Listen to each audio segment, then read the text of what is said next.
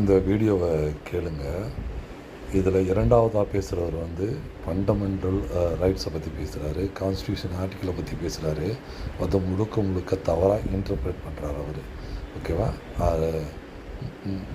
அமைச்சர் பேசி முடிச்சுட்டு அவர் பேசுனதுக்கு அப்புறம் அவங்க என்ன தப்பாக அதை இன்டர்பிரேட் பண்ணுறாங்க அப்படிங்கிறத நான் சொல்கிறேன்.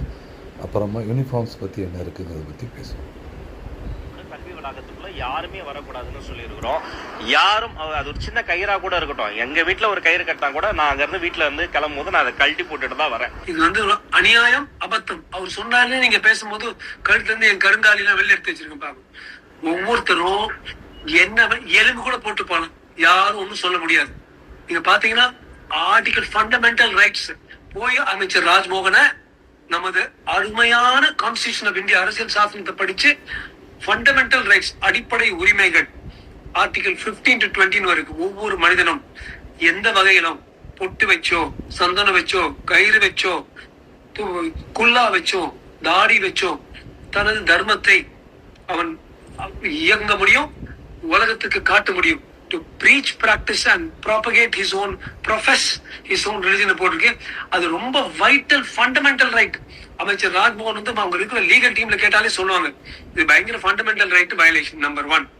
நம்பர் 2, ஜஸ்டிஸ் சந்திரனோட இதை பாத்தீங்கன்னா கூட அது ஒரு ஜுடிஷியல் ஆர்டரா இல்ல, இட் வில் பி குட். அதாவது ஒரு பரிந்துரையா சொல்றாரு. நீங்க எல்லாம் ஒருத்தர் மாத்தி போட்டீங்கன்னா, அப்படி எல்லாம் இல்லாம அப்படியே போனீங்கன்னா நல்லா இருக்கும். பாவம் திருவள்ளுவருடைய திருநீர் பட்டி எடுத்தாங்க, அப்புறம் அவரோட காவி எடுத்தாங்க, அவரோட பூணூல் எடுத்தாங்க, அவர் வச்சு செஞ்ச மாதிரி எல்லாரையும் பண்ணிட்டு இருக்காங்க. இது மாதிரி நம்பர் 2. சோ இது மாதிரி அவர் பரிந்துரை தான் பண்ண.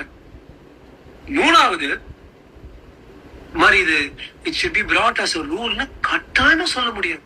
அது சொல்றதுக்கு யாருக்கும் எந்தவித ஒரு இதுவும் இல்லை.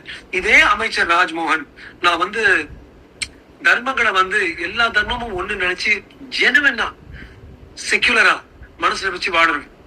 ஆனா இதே ஆட்கள் வந்து நான் இது சில விஷயங்கள் கொஞ்சம் கடினமா இருந்தாலும் கடுமையா இருந்தாலும் நான் சொன்னதான் கசப்பா இருக்கும்.